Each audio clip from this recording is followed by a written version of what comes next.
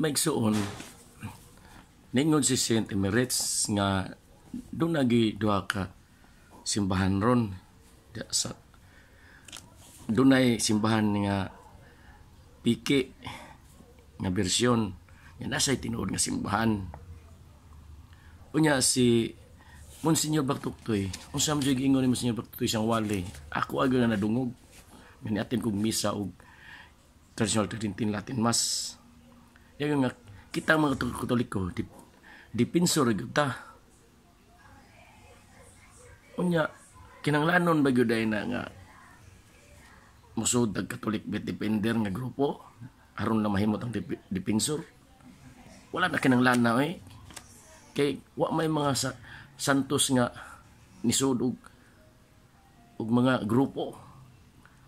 Nagnosara man to sila kana si katuday si St. Francis de Assisi.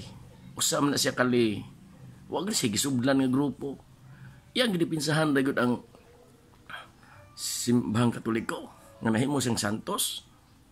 Muna unsa may kapuslanan nakagrupo diha sa Catholic Bet Defender. Nya lipay kay mo kay daghan kay mo na nakuha na kumbinser na pabalik ng mga Katoliko sa Katoliko.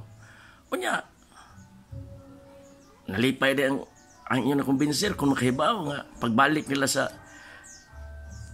Katoliko, nagtuo sila Katoliko na di gapon protestante di gapon sila